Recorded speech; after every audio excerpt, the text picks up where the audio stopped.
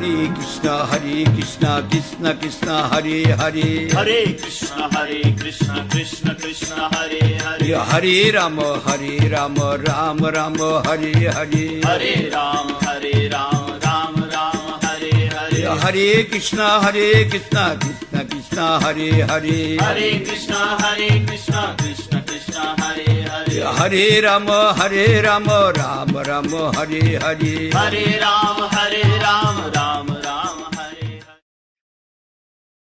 श्री श्रीमद् भक्ति सिद्धांत सरस्वती गोस्वामी ठाकुर प्रभुपाद की जय। परमहंस श्रीला गौर किशोर दास बाबा जी महाराज जी की जय। जय श्रीला सच्चिदानंद भक्ति विनोद ठाकुर जी की जय। वैष्णव सार्वभौम श्री जगन्नाथ दास बाबा जी महाराज जी की जय। जय श्री बलदेव विद्याभूषण प्रभु की जय। श्री विश्वनाथ चक्रवर्ती ठाकुर की जय। जय श्री नरोत्तम ठाकुर जी की जय। जय श्री श्यामानंद प्रभु की जय। श्री श्रीनिवासाचार्य प्रभु की जय। जय श्री कृष्णदास कविराज गोस्वामी जी की जय। पतित पावन श्री वृंदावन दास ठाकुर महाशय की जय। जय श्री रूप सनातन भट्ट रघुनाथ श्री जीव गोपाल भट्ट दास रघुनाथ षड गोस्वामियों की जय। सहगना स्वरूप दामोदर गोस्वामी जी की जय। श्री राय रामानंद जी की जय। प्रेम से कहो श्री कृष्ण चैतन्य प्रभु नित्यानंदा श्री अद्वैत गदाधर शिवासादि गौर भक्त वृंद की जय। सपरिकर श्री श्री राधा मदन मोहन जी की जय। श्री श्री राधा गोविंद देव जी की जय। श्री श्री राधा गोपीनाथ जी की जय। श्री श्री राधा दामोदर जी की जय। जय श्री बलदेव सुभद्रा जगन्नाथ जी की जय। सुदर्शन जी की जय। पुरुषोत्तम धाम की जय। जय अंतरदीप श्रीधाम मायापुर सीमंत दीप गोद्रुम दीप मध्य दीप कोला दीप ऋतु दीप जाह्नू दीप मौद्रुम दीप रुद्र दीपात्मक श्री नवदीप धाम की जय। जय द्वादशवन यमुना मथुरा वृंदावन राधा कुंड श्याम कुंडात्मक श्री ब्रज मंडल की जय। तुलसी देवी भक्ति देवी की जय। सर्व विघ्न विनाशकारी भक्तवत्सल भगवान श्री नरसिंह देव की जय। प्रहलाद महाराज की जय। नामाचार्य हरिदास ठाकुर की जय। अनंत कोटि वैष्णव वृंद की जय। जय परम पूज्य पार्षला भक्ति रक्षक श्रीधर देव गोस्वामी महाराज की जय। जय परम पूज्य पार्षला भक्ति प्रमोद पुरी गोस्वामी महाराज की जय। जय परम पूज्य पार्षला भक्ति वेदांत स्वामी महाराज की जय। जय परम पूज्य पाद भक्ति भूषण भागवत महाराज की जय। त्रिदंडी पाद गण की जय। वैष्णव वृंद की जय। गोकुल गौशाला की जय। गो माता की जय। ग्वालपाड़ा धाम की जय। हरि नाम संकीर्तन की जय। गुरु कथा श्रवण पिपासु वैष्णव वृंद मातृवृंद भक्त वृंद की जय। गौर प्रेमानंदी हरि बोल। वंदे हम श्री गुरु श्रीयुत पदकमलम श्री गुरून् वैष्णवान् श्री रूपम साग्रजातां सहगना रघुनाथान्वितं तं सजीवं साद्वैतं सावधूतं परिजन सहितं कृष्ण चैतन्य देवं श्री राधान् कृष्ण पादान् सहगना ललिता श्री विशाखान्वितान्। ओम ज्ञानतिमिरन्धस्य ज्ञानाञ्जन शलाकया चक्षुरुन्मीलितं येन तस्मै श्री गुरुवे नमः। नमामि विष्णुपादाय श्री गौरप्रिय मूर्ते श्रीमते भक्तिवल्लभ तीर्थ गोस्वामी नामिने। मायावाद विखंडनम गुरुवान्यन्य कीर्तनम पश्चदेशोपदेशकम प्रसन्न वदनम सदा शुद्ध भक्ति प्रवाहकम शुद्ध भक्ति भगीरथम भक्ति दयित माधवा भिन्न तन्नुम नमाम्यहम्। नाम संकीर्तनामृत रसास्वाद विधायकम कृष्णाम्नाय कृपामूर्तिम् आचार्यं तं नमाम्यहम्। गौरनाम प्रचारार्थम भक्त सेवानुकांक्षिणम सतीर्थ प्रीति सद्भावम नौमि तीर्थ महाश्रयम। नमां विष्णुपादाय रूपानुग प्रियाय च श्रीमते भक्ति दयित माधव स्वामी नामिने। कृष्णा भिन्न प्रकाश श्रीमूर्ते दीन तारिणे। क्षमा गुणावताराय गुरुवे प्रभवे नमः। सतीर्थ प्रीति सद्धर्म गुरु प्रीति प्रदर्शिने। ईशो ध्यान प्रभावस्य प्रकाशकाय ते नमः।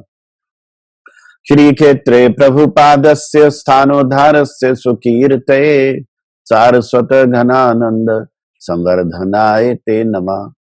नमां विष्णुपादाय कृष्ण प्रेष्ठाय भूतले श्रीमते भक्ति सिद्धांत सरस्वती नामिने। श्री वार्षभानुवी देवी दयिताय कृपाब्धये कृष्ण संबंध विज्ञान दायिने प्रभवे नमः। माधुर्योज्जल प्रेमाढ्य श्री रूपानुग भक्तिद श्री गौर करुणा शक्ति विग्रहाय नमस्तुते। नमस्ते गौरवाणी श्री मूर्ते दीन तारिणे। क्षमा गुणावताराय गुरुवे प्रभवे नमः। रूपानुग विरुद्धाप सिद्धांत द्वांत हारिणे। नमो गौर किशोराय साक्षात वैराग्य मूर्ते। विप्रलंबार सांबोधे पादांभुजाय ते नमः। नमो भक्ति विनोदाय सच्चिदानंद नामिने। गौर शक्ति स्वरूपाय रूपानुगवराय ते।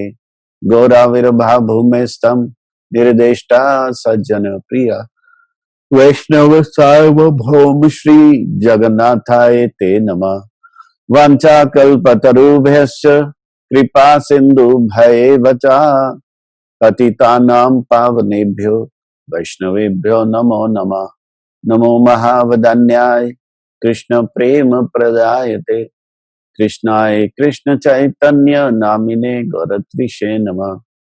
पंचतत्वात्मकं कृष्णं भक्तरूप स्वरूपकं भक्तावतारं भक्ताख्यं नमामि भक्त शक्तिकम्। तप्त कांचन गौरांगी राधे वृंदावनेश्वरी वृषभानुसुते देवी प्रणमामि हरि प्रिये। हे कृष्ण करुणा सिंधु दीनबंधु जगतपते गोपेश गोपिका कांत राधा कांत नमस्तुते। वृंदाय तुलसी दिव्ये प्रियाय केशवस्य च विष्णु भक्ति प्रदे देवी सत्यवत्ते नमो नमः। इतो नृसिंह परतो नृसिंह यतो यतो यामि ततो नृसिंह। बहिर्नृसिंह हृदये नृसिंह नरसिंह मादिं शरणं प्रपद्ये। नमस्ते नरसिंहाय प्रह्लादलददायिने। हिरण्यकशिपुर्वक्ष शिलाटंक नखालय। वागीशयस्य वदने लक्ष्मीर्यस्य च वक्ष। यस्यास्ते हृदय संवेद ताम नरसिंह महाम भजे। श्री नरसिंह जय नरसिंह जय जय नरसिंह। प्रह्लादेश जया पद्मा मुख पद्मा भृंग। श्री कृष्ण चैतन्य प्रभु नित्यानंदा। श्री अद्वैत गदाधर शिवासादि गौर भक्त वृंदा। हरे कृष्णा कृष्णा कृष्णा हरे हरे हरे राम राम राम हरे हरे। श्री गुरु कथा श्रवण कीर्तन में कल हमने परम गुरु महाराज जी के जीवन चरित्र में ढाका बांग्लादेश के गौड़िया मठ के बारे में सुना।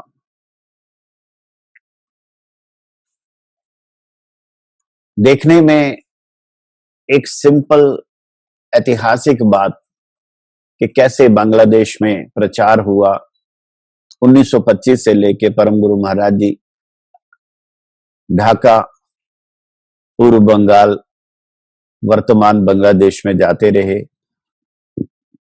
और किस प्रकार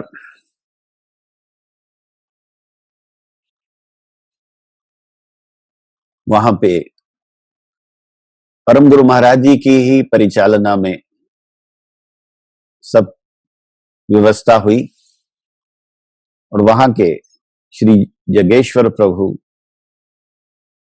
कितने अच्छे मठ रक्षक थे और उनके साथ मिलके पूज्य प्यारी मोहन प्रभु, जिनके बारे में गुरु महाराज ने कहा प्यारी मोहन प्रभु एक निर्भीक, बलिष्ठ, परिश्रमी व निष्कपट सेवक थे। Pyari Mohan Prabhu was a fearless, strong, hard working and sincere servitor.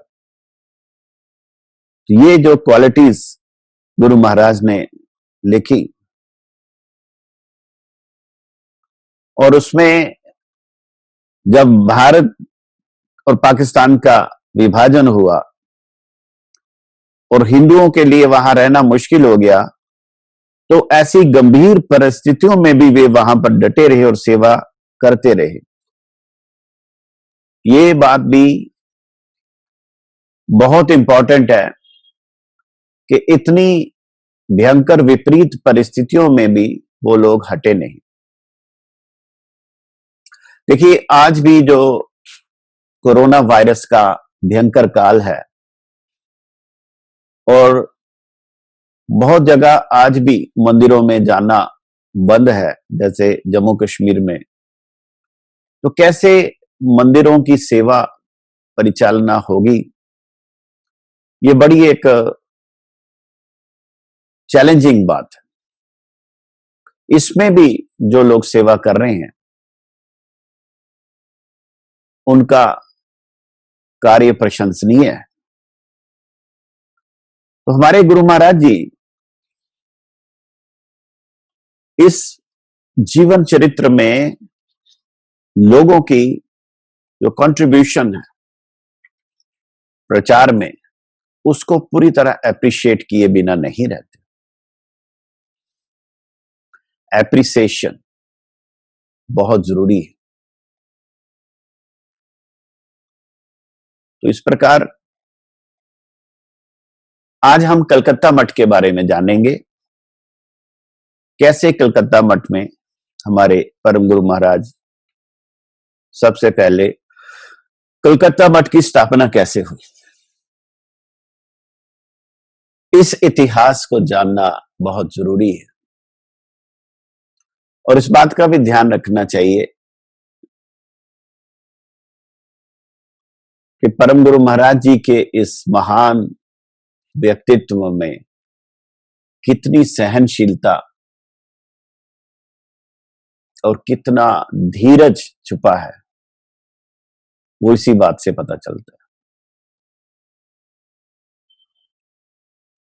जब जगत गुरु श्रील प्रभुपाद भक्ति सिद्धांत सरस्वती गोस्वामी ठाकुर जी नित्य लीला प्रविष्ट हुए, उसके बाद उनके पीछे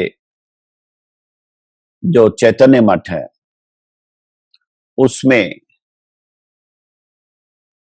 कुछ संघर्ष हुए, मतभेद हुए और उसके कारण बहुत सारे विभाजन हुए। उसी के प्रसंग में कलकत्ता मठ की बात गुरुजी ने लिखी। गुरु महाराज लिखते हैं, पेज नंबर 123, पावन चरित्र परम गुरु महाराज जी का। जिस परिस्थिति के उपस्थित होने पर परमाराध्य श्रील गुरुदेव को निजाशित सेवकों की रक्षा के लिए कोलकाता में अधिक भाड़ा देकर मकान रखना पड़ा, उसको संसारिक व्यक्तियों की दृष्टि में अति दुखकर या हृदय वेदनादायक कहना होगा।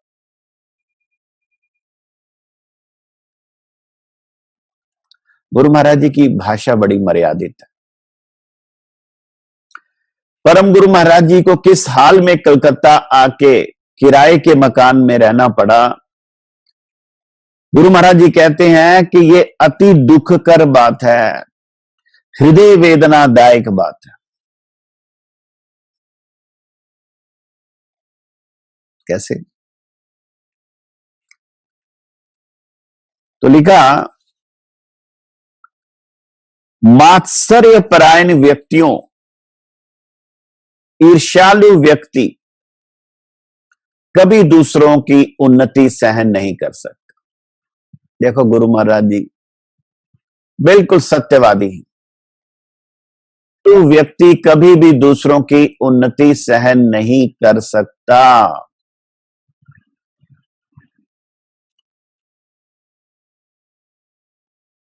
लेकिन भगवान के जो शुद्ध भक्त हैं उनके प्रति भी ईर्ष्या। निष्कपट भगवत परायण साधु परम निर्मल हैं, परम निर्दोष हैं। ये होने पर भी बात्सर्य परायण व्यक्ति द्वारा अत्याचार व कष्टों को सहन करते हैं। लिखा गुरुदेव जी की अद्भुत अत्यद्भुत सहनशीलता देखकर विस्मित होने वाली बात। गुरुदेव की क्षमा गुण, सहिष्णुता, भगवत विमुख दीन जीवों के प्रति असाधारण वात्सल्य, प्रत्येक के सुख दुख के प्रति सतर्क दृष्टि, बड़े के प्रति मर्यादा प्रदर्शन, महापुरुषोचित दीर्घ सुडोल आकर्षक सुंदर गौर कांति, हमेशा मुस्कुराता हुआ चेहरा इत्यादि विलक्षण थे। सभी कुछ ऐसा कि कोई भी पाषाण हृदय व्यक्ति नहीं है जिसको दर्शन मात्र से ही उन्होंने आकृष्ट या विगलित ना किया हो। तो एक तरफ परम गुरु महाराज जी की पर्सनैलिटी है, बड़ी ही मधुर, बड़ी ही सहनशील, वात्सल्य से भरी हुई। लेकिन एक तरफ ईर्ष्यालु लोग हैं, गुरु जी के उनके बारे में लिख रहे हैं, केवल अत्यंत मत्सर युक्त व्यक्ति ही उनकी कृपा प्राप्ति से वंचित रह गए। केवल मात्र अत्यंत मत्सर युक्त व्यक्ति ही दुर्भाग्यवशता उनकी कृपा से वंचित रह गए। तो 1955 के जुलाई में हमारे परम गुरु महाराज जी सबसे पहले Rashbehari avenue 86A Rashbehari avenue Kolkata 26 में आए। इसी मकान की तीसरी मंजिल को मासिक भाड़े पर लेकर श्री चैतन्य गौड़ीय मठ प्रतिष्ठान का संस्थापन किया। देखिए, अगर परम गुरु महाराज जी उस किराए के मकान की तीसरी मंजिल पे आके 1955 में श्री चैतन्य गौड़ीय मठ की स्थापना नहीं करते तो आज हम सब लोग यहां उनके बारे में सब जानने से वंचित रह जाते। उन्होंने ये सब किया तो हम पे ये कृपा हुई। We must remember the contribution of परम गुरुदेव।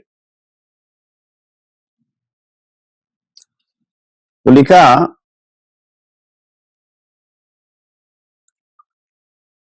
किसी का भी अनिष्ट ना करने पर भी, निष्कपट भाव से सभी के हित के लिए चेष्टा युक्त रहने पर भी, मात्सर्य परायण व्यक्तियों के दुख कारण गुरु महाराज कहते हैं कि भागवत के प्रथम अध्याय के यानी प्रथम स्कंद के प्रथम अध्याय के द्वितीय श्लोक में कहा कि भगवान श्री कृष्ण की महिमा निर्मत्सर भक्तों द्वारा ही जानी जा सकती है। अर्थात ईर्ष्यालु व्यक्तियों के द्वारा भगवान श्री कृष्ण की महिमा नहीं जानी सकती। निर्मत्सरो पूजितो, जिनके अंदर ईर्ष्या नहीं है, one who has no jealousy, who is not envious, can know the glories of Shri Krishna। तो इस प्रकार भक्त की महिमा बढ़ाने के लिए विद्वेष परायण अभक्तों की भी जरूरत होती है। हिरण्यकशिपु और दुर्वासा ऋषि ने प्रतिकूल भाव में रहकर भक्त प्रहलाद और अम्बरीश महाराज जी की महिमा को जगत में प्रचारित किया था। तो लिखा, जिन्होंने निर्मल निर्दोष परम आराध्य गुरुदेव के प्रति प्रतिकूल आचरण किया। देखो, परम गुरु महाराज जी के प्रति जिन्होंने प्रतिकूल आचरण किया या विद्वेष आचरण किया, उन्होंने इनडायरेक्टली यानी उन्होंने व्यतिरेक भाव से परम गुरुदेव की महिमा ही जगत में बढ़ाई।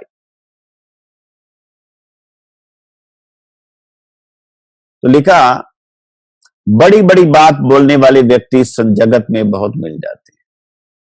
गुरु जी बड़े स्पष्ट रूप में कह रहे हैं, बड़ी बड़ी बात बोलने वाले व्यक्ति तो जगत में बहुत मिल जाते हैं, किंतु आचरण परायण व्यक्ति जगत में अत्यंत दुर्लभ है। और हमारा कितना सौभाग्य है कि हमारे गुरु महाराज जी कितने आचार्य परायण है और हमारे परम गुरु महाराज जी कितने आचरण परायण है। ऐसे आचरण परायण व्यक्ति जगत में अत्यंत दुर्लभ है। तो ऐसे अत्यंत दुर्लभ आचरण परायण गुरुदेव, परम गुरुदेव हमको मिले।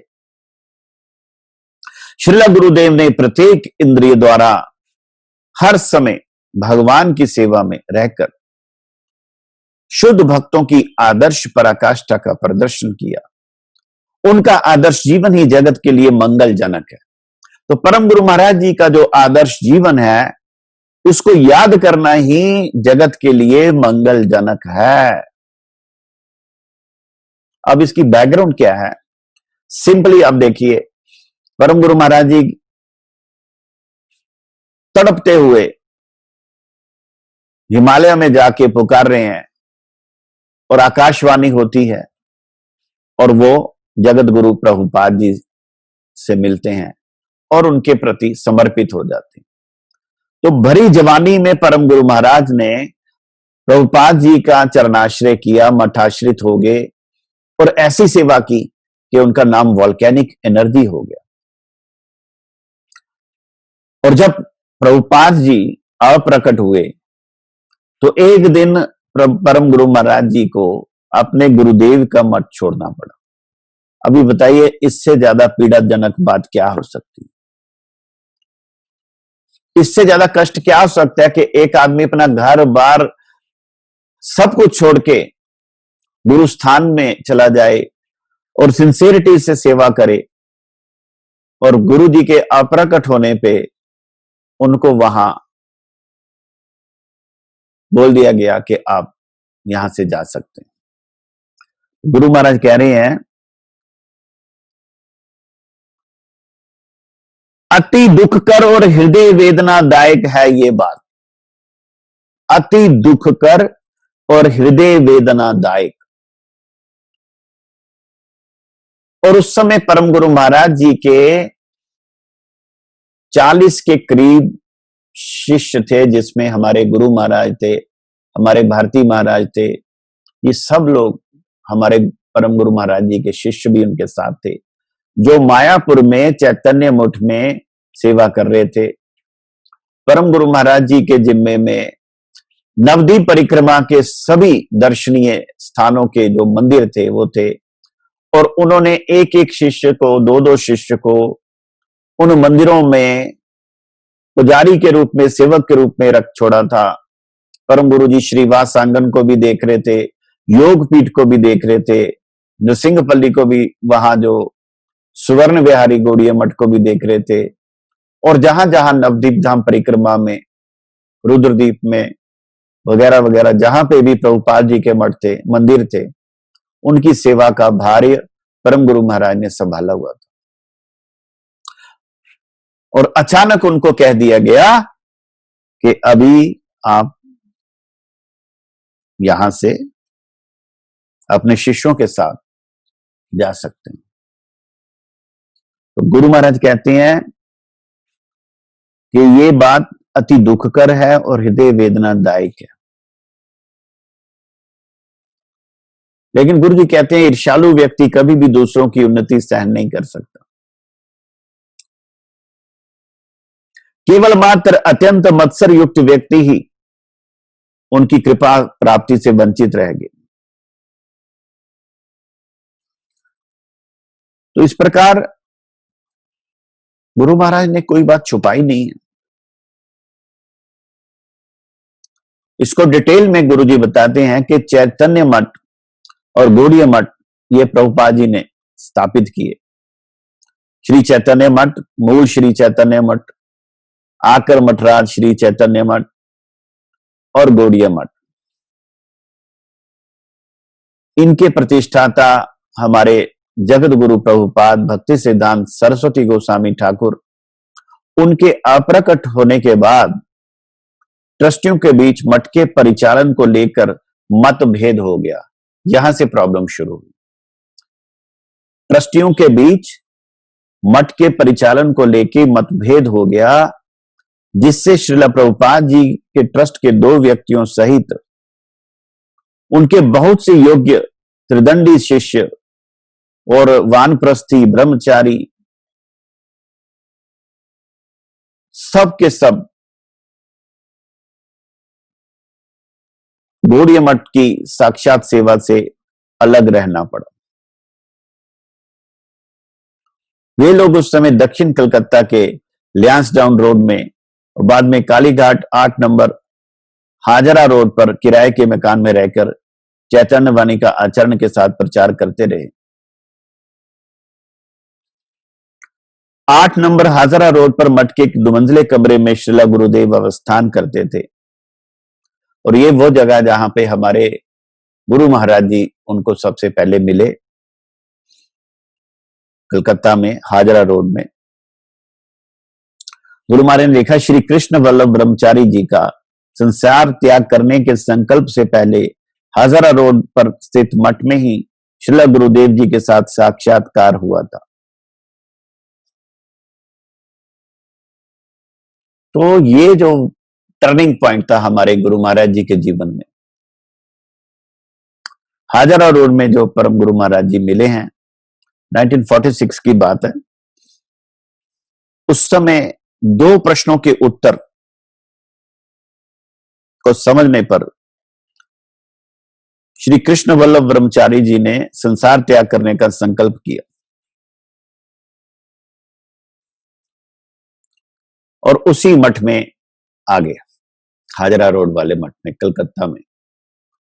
तो हमारा जो सतीश मुखर्जी रोड से पहले ही हाजरा रोड है, वहां पे परम गुरु महाराज जी के पास हमारे गुरु महाराज ने ज्वाइन किया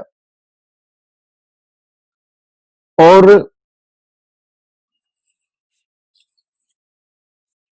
वहां पे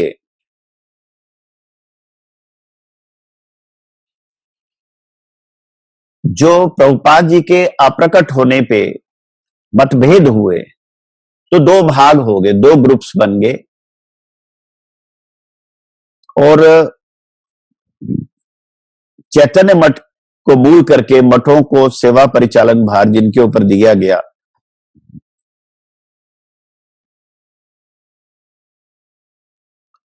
उनकी भी हिम्मत नहीं थी कि उस समय वो चैतन्य मठ में जाके ट्रस्टियों से सारी सेवा लेते। गुरुजी ने लिखा कि कोई भी साहसी नहीं हुआ कि ट्रस्टियों से सारी सेवाएं समझ लें, लेकिन बाद में उन्होंने सोचा कि हम परम गुरु महाराज जी को यहां भेजते हैं, क्योंकि लड़ाई का बड़ा एक्सपेक्टेशन थी। तो जहां पे भी कोई इस तरह झगड़े की या इस तरह की टेंशन की या कोई प्रॉब्लम की बात होती तो परम गुरु महाराज जी को वो आगे करते थे। तो लिखा, परमाराध्य श्रीला गुरुदेव को इस कार्य के लिए अनुरोध किया तो वैष्णव की इच्छा पूर्ण करने के लिए सारी विपत्तियों को अपने ऊपर लेकर वो उस कार्य करने में लग गए। तो परम गुरु महाराज जी इस बात की कोई चिंता नहीं करते कि मेरे साथ क्या होने वाला है। उन्होंने कहा, ये वैष्णव मेरे को आज्ञा कर रहे हैं, मैं इसको करूंगा। तो लिखा, परम गुरु जी में इस प्रकार का आत्मविश्वास था कि वे जिस भी कार्य में प्रवृत्त होंगे उस कार्य को वे अवश्य ही पूर्ण करेंगे। जो काम परम गुरु जी अपने हाथ में लेते उसको पूरा छोड़ के ही सांस लेते। तब मायापुर में चैतन्य मठ पहुंचे परम गुरु जी और दूसरे ट्रस्टी दल के सभी वैष्णवों ने दंडवत प्रणाम के साथ उनका स्वागत सत्कार किया। तो जहां लड़ाई की बात थी वहां उन्होंने, जो दूसरा ग्रुप था, उन्होंने जब परम गुरु जी को देखा तो उनको दंडवत प्रणाम के साथ स्वागत सत्कार किया, क्योंकि दोनों पक्ष के सेवक ही परम गुरु जी के प्रति श्रद्धा युक्त थे। तब परम गुरु जी को श्री चैतन्य मठ, श्री योगपीठ, श्री मंदिर व श्री वासांगन की सेवा के विषय में समझाया गया। तो उन्होंने 1947-48 में वह सारा सेवा भार ग्रहण किया। तो ये जो मूल चैतन्य मठ, योगपीठ, श्री वासांगन, ये सारा हमारे परम गुरु महाराज जी के परिचालना में था, उनकी मैनेजमेंट में था 47-48।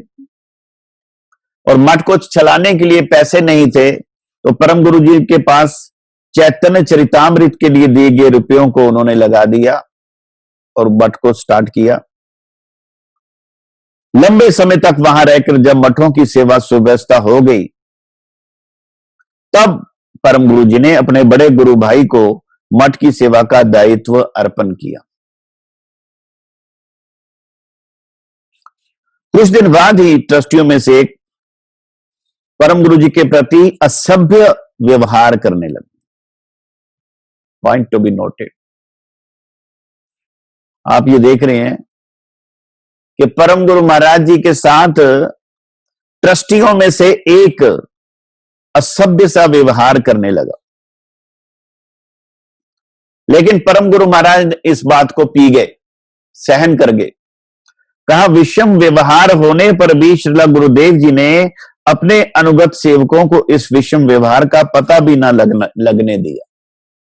अपने शिष्यों को इस बात की भनक भी नहीं लगने दी कि मेरे जो बड़े गुरु भाई, जो ट्रस्टी हैं, मेरे साथ असभ्य व्यवहार कर रहे हैं, और लोगों को सेवा के लिए प्रोत्साहित करते रहे। लेकिन जब उन्होंने देखा कि ट्रस्टियों के मन में प्रतिकूलता है,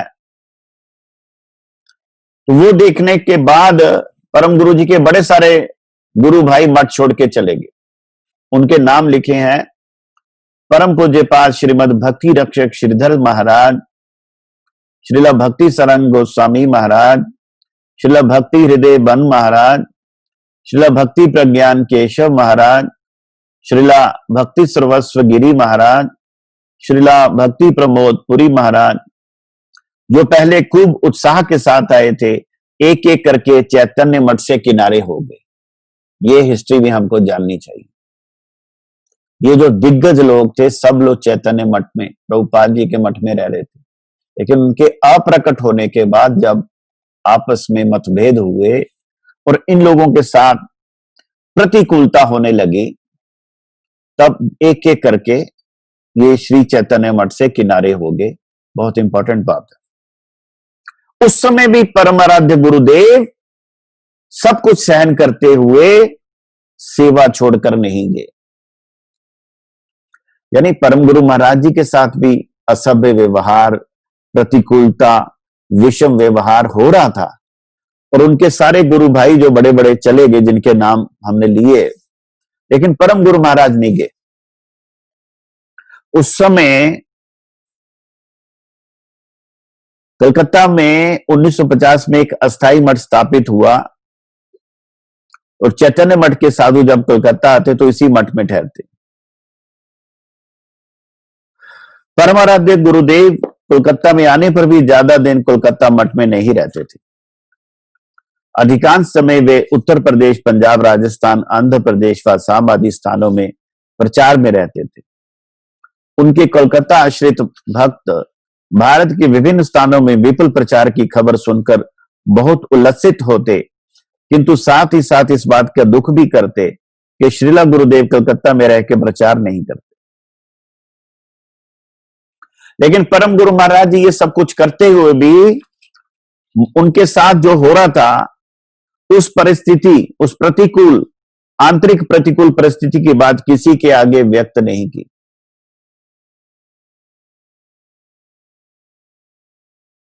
तब उनके गृहस्थ भक्त थे कलकत्ता में, श्री गोविंद चंद्र दासाधिकारी। तो श्री गोविंद चंद्र दासाधिकारी जो हैं, इन्होंने बहुत जोर दिया कि आप कलकत्ता में प्रचार करें। तो उनकी दौड़ धूप से रास बिहारी एवेन्यू में 88/1A फर्नीचर की दुकान में 7 दिन तक विराट धर्म सभा का आयोजन हुआ।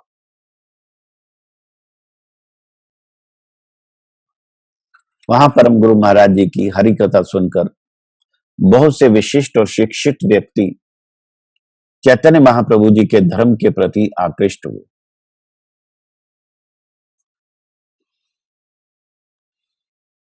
तो परम गुरु महाराज जी के प्रचार से चारों ओर मठ का सुनाम होने से भक्तों का उत्साह वर्धित हुआ। अब ये सब कुछ अच्छा पॉजिटिव हो रहा था, लेकिन बीच में क्या हुआ कि परम गुरु जी के बड़े गुरु भाई जो कि ट्रस्टी भी हैं, उस समय कलकत्ता से बाहर थे। जब वो वापस आए, उन्होंने परम गुरु जी के सफल प्रचार की बात सुनी, तो वे सुखी नहीं हो पाए बल्कि क्षुब्ध हुए।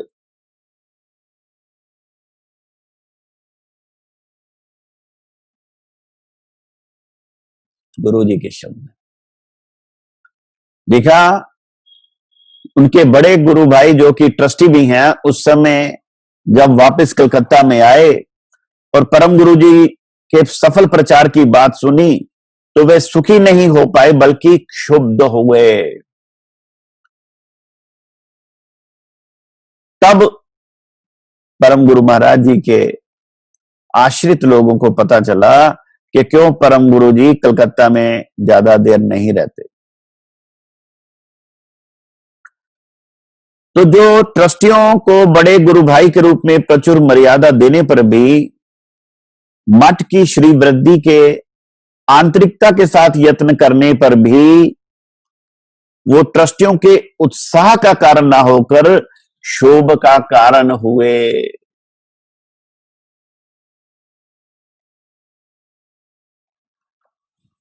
यहां पे एक बड़ा इंपॉर्टेंट पॉइंट है।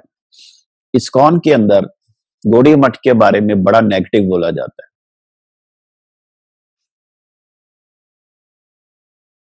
लेकिन वो ये नहीं जानते कि हमारे परम गुरु महाराज जी के साथ क्या कुछ हुआ है। लेकिन परम गुरु महाराज ने इस बात को जग जाहिर नहीं किया। लेकिन हमारे गुरु महाराज जी अपने गुरु जी पे होने वाले अत्याचार को सहन नहीं किए। उन्होंने यहां पे लिखा साफ साफ, हालांकि बहुत मर्यादित तरीके से गुरु जी ने बात लिखी है, लेकिन अपने गुरु पे होने वाले अत्याचार को उन्होंने सहन नहीं किया। तो बार बार लिखा कि उनके क्षोभ का कारण हुआ। हालांकि वो मठ की वृद्धि के लिए काम कर रहे हैं, लेकिन उनको सुख नहीं हुआ, दुख हुआ, कष्ट हुआ बड़ा।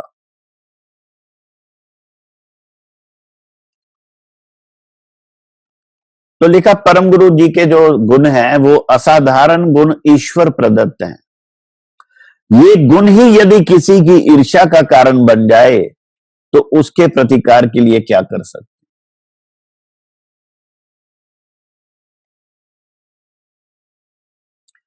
परम गुरु महाराज जी के ईश्वर प्रदत्त गुण यदि किसी की ईर्ष्या का कारण बन जाएं तो उसके प्रतिकार के लिए क्या कर सकते।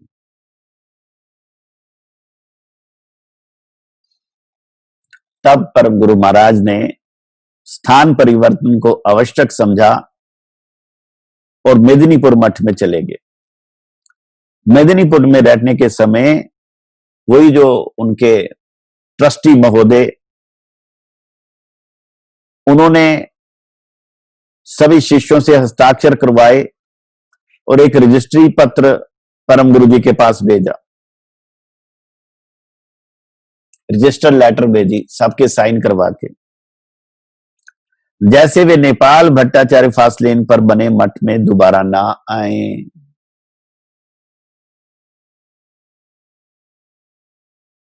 मठ किसका है?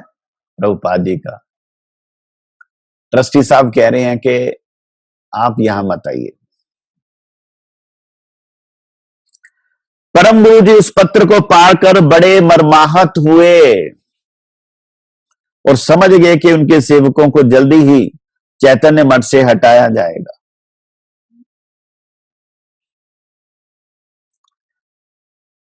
परम गुरु जी कलकत्ता आकर बेहाला में सिद्धिनाथ चटर्जी पे रोड पे बने श्री नरेंद्र नाथ बंदोपाध्याय के घर पर लगभग 15 दिन और उसके बाद टालीगंज में उनके आश्रित गृहस्थ भक्त श्री गोविंद चंद्र दासाधिकारी के घर भी काफी दिन रहे।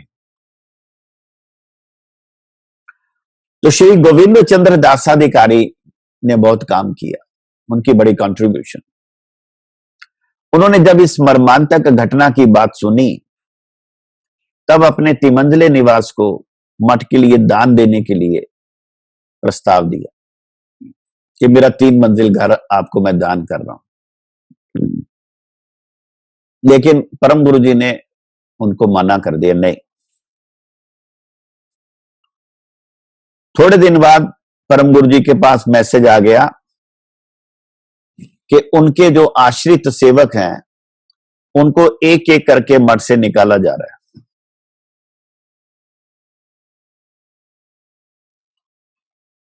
ये मेरे को तुरेश्वरी महाराज ने बात सुनाई कि परम गुरु जी प्रचार में गए थे, पीछे वो सब लोग मायापुर में अपने सेवा में थे, तो उनको एक गलत मैसेज दिया गया कि आपके गुरुजी ने मैसेज भेजा है आप जल्दी जल्दी कलकत्ता जाओ। कहते हमने कोई पैकिंग नहीं, कोई सामान नहीं लिया, वैसे ही हम गाड़ी पकड़ के कलकत्ता आए तो पता चला कि उन्होंने तो हमको निकालने का बहाना किया था। कहते फिर हम सामान लेने भी वापस नहीं गए अपना। तो इस प्रकार के लोग थे इस दुनिया के। आज तो इससे भी खतरनाक किस्म के लोग हैं। तो लिखा परम गुरु महाराज जी के पास संवाद आया कि उनके सेवकों को एक एक करके मठों से निकाला जा रहा है। तो बड़े सारे सेवक श्री महेश पंडित के श्री पाठ में आकर ठहरे थे। तो परम गुरु जी सोचने लगे कि मैं अपने त्यागी त्यक्ताश्रमी शिष्यों को कहां रखूंगा। इसके लिए बड़े चिंतित हो उठे और गोविंद प्रभु को किराए के एक मकान की व्यवस्था करने को कहा।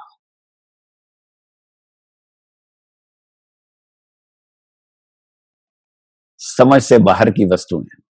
तो 86 रासबिहारी एवेन्यू पर स्थित मकान के मालिक श्री ऋषिकेश दास का गोविंद प्रभु के साथ काफी घनिष्ठ संबंध था, अतः वे गोविंद प्रभु के अनुरोध की अपेक्षा न कर सके और अपने इस नवनिर्मित मकान की 3री मंजिल को मासिक किराए पर देने को तैयार हो गए।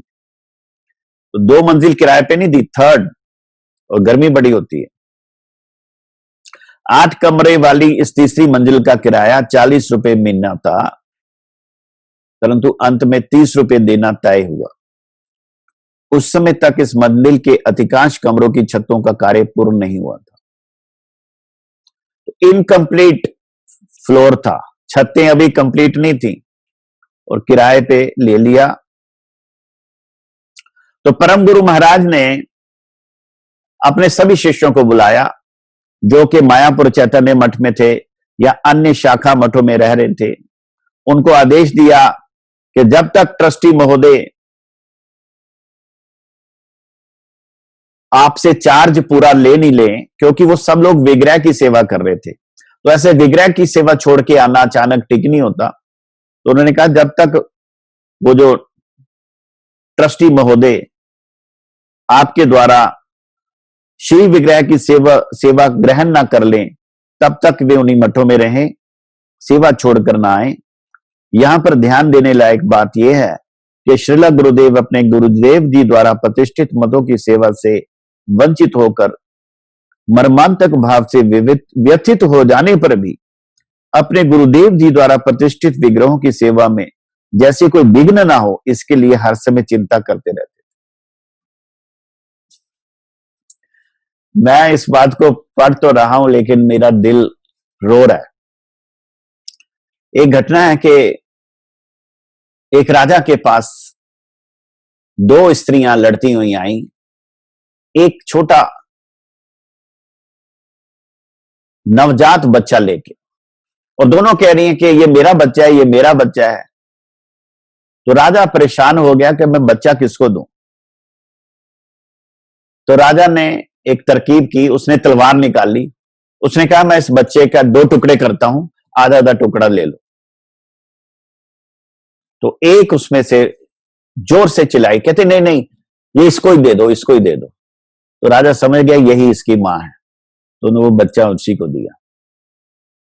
तो परम गुरु महाराज जी को इतना प्रताड़ित किया गया, उनके सेवकों को चले जाने को बोला गया, सब कुछ किया, उनके रहने की कोई जगह नहीं थी, उनके पास पैसे नहीं थे। 40 शिष्यों के साथ वो कलकत्ता में कहा आए, तीसरी मंजिल किराए पे 30 रुपए महीने किराए पे मकान लिया, इनकम्प्लीट फ्लोर में। फिर भी वो कह रहे हैं सेवकों को कि मंदिर की सेवा एकदम छोड़ के नहीं आना, जब तक कोई आपसे चार्ज लेके पूरी सेवा ग्रहण ना कर ले। ये नहीं सोचना कि हमारे गुरु महाराज जी चले गए तो अभी हम भी ये सेवा छोड़ के चले जाएंगे। जिसका मन से संबंध होता है वही ऐसा आचरण कर सकता है। तो एक निष्ठ गुरु सेवकों का चिंता स्रोत अलग प्रकार का होता है। वे अपने प्राकृत स्वार्थ की चिंता नहीं करते। अपने स्वार्थ में हानि होने पर भी शुद्ध भक्त लोग क्रुद्ध होकर किसी अवस्था में भी अपने आराध्य की सेवा में रुकावट नहीं करते। तो इस प्रकार परम गुरु जी के सारे सेवक एक एक करके कलकत्ता में आ गए। और एक ऐसा समय था जब गुरु जी के पास बिल्कुल भी रुपया ना था। ये गुरु महाराज लिख रहे हैं। आप सोचिए, कलकत्ता शहर हो और आपके पास एक पैसा ना हो और आपके साथ 40 शिष्य हो, और महीने का 30 रुपया किराया कहां से देना। उस समय जो 30 रुपया किराया था वो आज का 3 लाख रुपया है। परम गुरु जी में एक प्रकार का अद्भुत आत्मविश्वास था। राणा घाट की उनकी शिष्या प्रभावती देवी, उसने परम गुरु जी को कुछ रुपया दिया, तो उन्होंने कहा कि आप मठ की सेवा में लगाइए। उसी के रुपये से परम गुरु महाराज जी ने काम शुरू किया। तो प्रभावती देवी जो उनकी शिष्या हैं, उनका नाम भी अमर हो गया, जिसके रुपये से परम गुरु महाराज ने अपने मठ का कार्य आरंभ किया। उन्होंने अपनी असुविधाओं की बात कभी भी अपने सेवकों को नहीं बतलाई। परम गुरु जी ने कभी नहीं बतलाया कि मेरे को क्या कष्ट हो रहा है।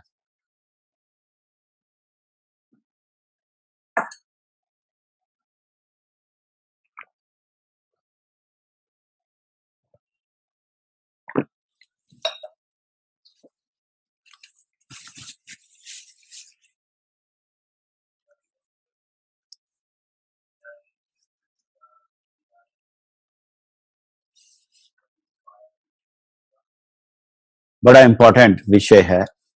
हमारे परम गुरु महाराज ने कितना स्ट्रगल किया है, हम लोगों पे कृपा करने के लिए कितना कष्ट उठाया, हम कल्पना नहीं कर सकते।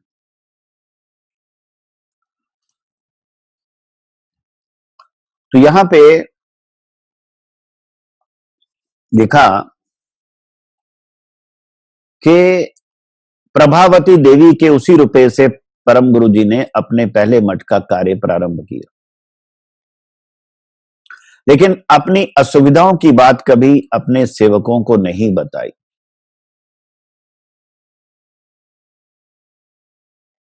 एक अद्भुत इतिहास मेरे सामने तो ऐसे पिक्चर चल रही है, तो मूवी में भी ऐसी बातें नहीं होती।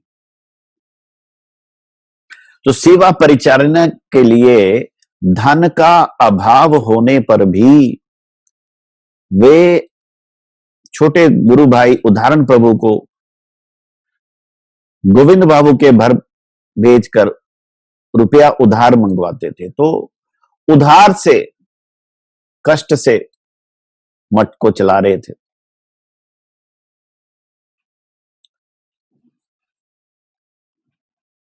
डानकुनी गरल गाछा के श्री कृष्ण मुखोपाध्याय महाशय, जिनका मकान कलकत्ता की हरीश मुखर्जी रोड पर था, पूजा के लिए जरूरी बर्तन थे प्रदान किए। देखो, ठाकुर पूजा के लिए जरूरी बर्तन जिसने दी उसका नाम भी अमर हो गया, श्री कृष्ण मुखोपाध्याय। राणाघाट के श्री संकर्षण दास अधिकारी ने रसोई के बर्तन दिए थे। देखो, खाली हाथ आए चैतन्य मठ से निकल के, बिस्तरे भी वहां रह गए थे। ठाकुर जी के बर्तन, रसोई के बर्तन। तो रास बिहारी एवेन्यू मठ की सेवा कुछ दिन चलने के बाद परम गुरु जी के निर्देशानुसार सारे जो सेवक थे, ब्रह्मचारी थे, वो घर घर जाके मधुकरी भिक्षा, मुष्टि भिक्षा, मासिक चंदा इकट्ठा करने लगे। मुझे हमारे श्रीला भक्ति निकेतन तुर्य शर्मी महाराज ने बताया कि जब नया नया हमारा कलकत्ता में श्री चैतन्य गौड़ीय मठ स्थापित हुआ किराए के, तो पैसा नहीं था। तो कहते हम लोग ना एक गोलक लेते, गुल्लक होती है ना पैसे की, उस पे लिखते गौरनीताई, गौरनीताई की सेवा, और वो गुल्लक लेके ट्राम में चढ़ते और ट्राम में एक एक पैसा लोग हमें देते। इस तरह चंदा करते। गुरुजी ने लिखा कि ब्रह्मचारी मुष्टि भिक्षा व मासिक चंदा इकट्ठा करने लगे। परम गुरु जी की कृपा से मठ स्वावलंबी हो गया, सेल्फ सफिशिएंट, आत्मनिर्भर। तो एक पंडाल बनाकर बहुत सम्मेलन करने लगे रोड पर, और प्रचार कार्य होते रहने लगे। थोड़ी देर में श्री चैतन्य गौड़ीय मठ का नाम चारों ओर फैल गया। तो इमरजेंसी कंडीशन थी जब चैतन्य मठ की सेवा से परम गुरु जी को जबरदस्ती वंचित करना। गुरु जी कह रहे हैं, श्रील गुरुदेव को जबरदस्ती वंचित करना और श्री गुरुदेव जी के त्यागी शिष्यों को मठों से हटाना और ट्रस्टी महोदय का अत्याचार की तरह रूढ़ व्यवहार, ये सारी बातें, प्रतिकूलता अत्यंत वेदनादायक थी। इसमें भी मंगल भरा है। प्रतिकूल परिवेश में ही भक्त चरित्र की महिमा प्रकाशित होती है। हिरण्यकशिपु, दुर्वासा ऋषि, प्रहलाद महाराज, अम्बरीश महाराज के प्रसंग। तो लिखा, परम गुरु जी को संकुचित अवस्था से दूर कर दिया, जैसे वे निसंकोच भाव से महाप्रभु की शुद्ध भक्ति धर्मवाणी का सर्वत्र प्रचार कर सके। तो ये संकुचित अवस्था थी जहां पे उनके साथ दुर्व्यवहार किया जा रहा था, फिर भी वो वहां सेवा कर रहे थे। लेकिन इतना प्रतिकूल व्यवहार हुआ कि वहां से दूर होके निसंकोच भाव से प्रचार कर सके। तो परम गुरु महाराज से अधिक उम्र में चैतन्य मठ से बाहर आए, फिर भी उन्होंने विपुल भाव से सर्वत्र प्रचार करते हुए महाप्रभु की भक्ति धर्म में सबको आकर्षित किया, और थोड़े समय में ही भारत के विभिन्न स्थानों में बड़े बड़े मठ संस्थापन किए। अलौकिक शक्ति के बिना यह सब कार्य होना संभव नहीं।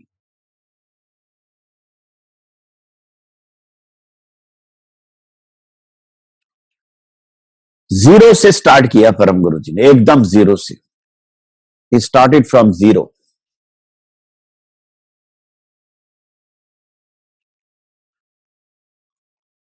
उन्नीस सौ 47-48 में चैतन्य मठ की सेवा प्राप्ति के बाद और 55 के जुलाई महीने में कलकत्ता रासबिहारी एवेन्यू पर मठ की संस्थापना से पूर्व अनेक प्रकार के कष्ट उठाकर भी उन्होंने जीवों के मंगल के लिए सारे भारत में प्रचार किया।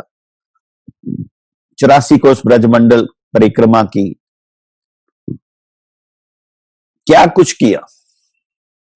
यानी प्रभुपाद जी के अप्रकट होने के बाद और चैतन्य गौड़ीय मठ बनाने के बीच का जो टाइम है, पीरियड 47 से लेके 55, इसमें भी परम गुरु महाराज जी प्रतिकूल वातावरण में विपुल भाव से प्रचार करते रहे। ये सारी लिस्ट गुरु महाराज ने दी है। सन 1951 अक्टूबर माह में श्रीला गुरुदेव जी ने अपने बड़े गुरु भाई पूज्यपाद भक्ति विलास तीर्थ महाराज जी और बहुत से स्त्री पुरुषों को साथ लेकर 84 कोस की ब्रजमंडल परिक्रमा पैदल संपन्न की।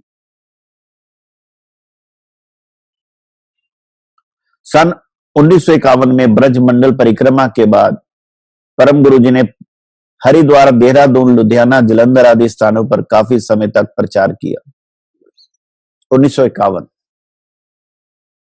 1951, 1952, 1952 कूच बिहार में, आसाम, मदन मोहन जी के मंदिर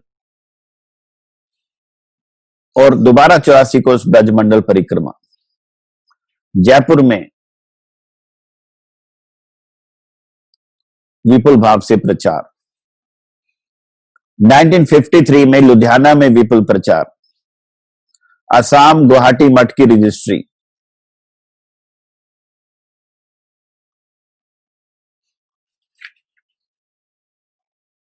और उसके बाद परम गुरु जी ने प्रचार देहरादून, हरिद्वार, मुजफ्फरनगर, शुक्रताल, राधाकुंड, वृंदावन, कानपुर स्थानों में। 1954, 1954 में परम गुरु जी ने परम पूज्यपाद भक्ति विलास तीर्थ महाराज और बहुत से भक्तों के साथ श्री केदारनाथ, श्री बद्रीनाथ, श्री त्रियुगी नारायण और श्री तुंगनाथ जी के दर्शन किए। और बद्रीनाथ से 1000 फुट ऊपर श्री शम्यप्रास आश्रम में, जिस गुफा में बैठकर श्री कृष्ण देव पायन ने भागवत लिखी थी, कुछ भक्तों को लेकर कुछ समय तक भागवत पाठ किया था। इस गुफा में 5-6 व्यक्ति बैठ सकते हैं। 1954 में परम गुरु जी ने लुधियाना, जलंधर, कपूरथला, अमृतसर में एक लंबे समय तक प्रचार किया। जलंधर में नौहरिया मंदिर में, माई हीरा गेट पर स्थित सनातन धर्म मंदिर, अमृतसर में नमक मंडी में स्थित बाबा पुरुषोत्तम दास जी के मंदिर, दुर्गियाना मंदिर, शोभा यात्रा,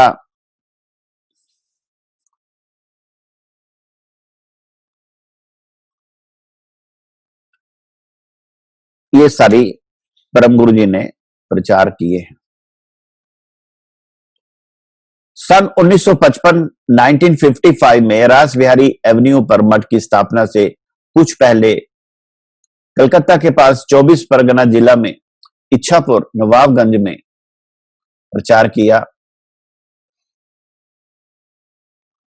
और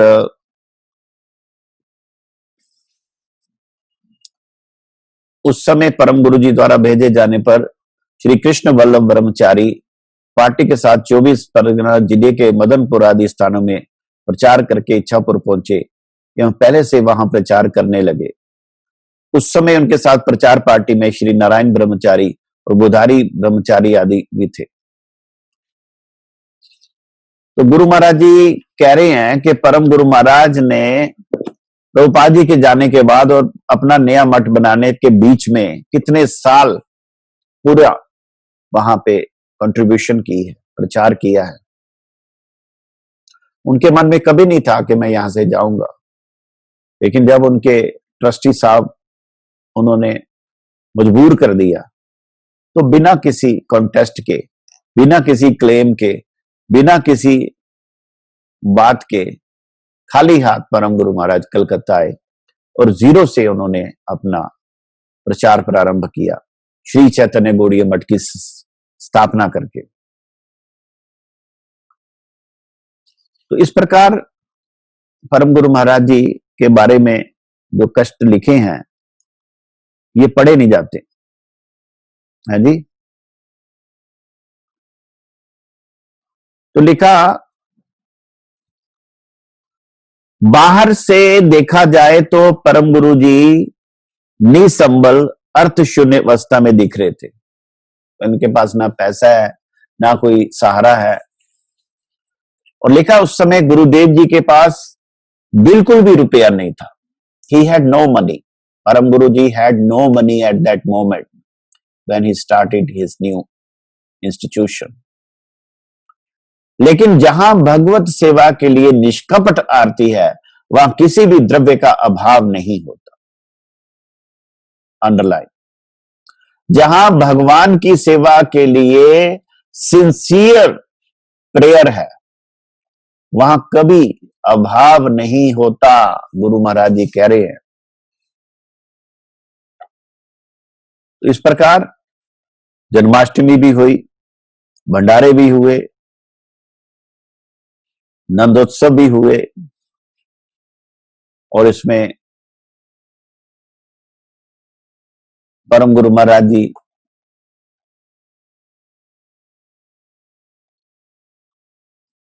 मठ में एक दाना नहीं था और बोला कि कल नंदोत्सव पे सब निमंत्रित हैं। और कहते हैं भगवान की प्रेरणा से भोजनगर के धार्मिक व्यक्ति श्री राम नारायण ने काफी मात्रा में चावल, दाल, घी, शाक, सब्जी एक ट्रक भेज दिया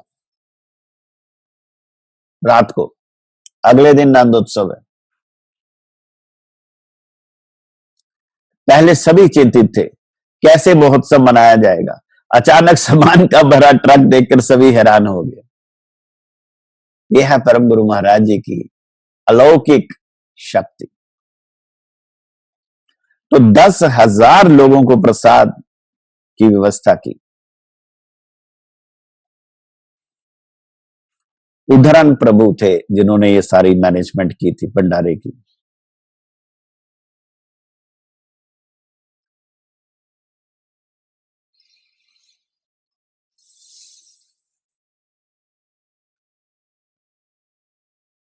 वहां पे हमारे राधा नयना नाथ जी के विग्रहों की प्रतिष्ठा हुई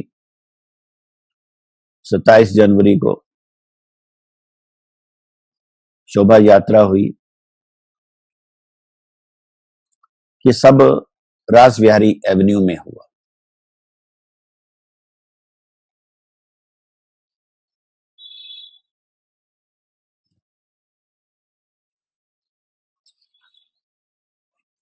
फाइनली बात यहां पे आके कंक्लूड होती है कि जो हम श्री चैतन्य गौड़ीय मठ के शिष्य लोग हैं, गोकुल के शिष्य लोग हैं, गुरु महाराज जी के शिष्य लोग हैं, या परम गुरुदेव के जो हमारे गुरुवर्ग लोग हैं, उन पे कृपा करने के लिए परम गुरु महाराज ने कितना स्ट्रगल किया, कितनी मेहनत की। देखो, जब आदमी अपने परिवार को छोड़ के भरी जवानी में गुरु स्थान पे जाता है तो वो सोच भी नहीं सकता है कि जब गुरु जी चले जाएंगे तो मुझे यहां से जाना पड़ेगा, क्योंकि उस जगह की एक एक फाउंडेशन में उसकी कंट्रीब्यूशन होती है। तो परम गुरु महाराज जी को ये सारी वेदना सहन करनी पड़ी। जब प्रभुपाद जी अप्रकट हुए तो उनको रातों रात हेलो हेलो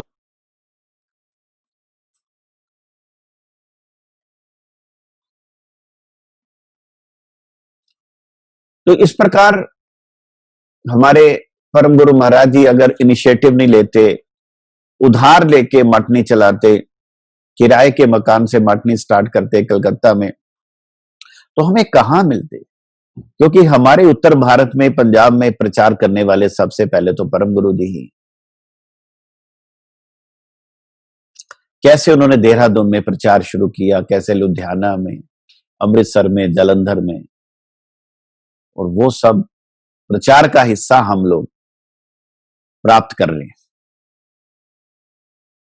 तो आज हम जो मठ का ऐश्वर्य देख रहे हैं, इसके पीछे हमें भूलना नहीं चाहिए परम गुरु महाराज जी और उनके पार्षद, हमारे गुरुदेव और उनके सारे गुरु भाई, उनका जो खून पसीना बहा है,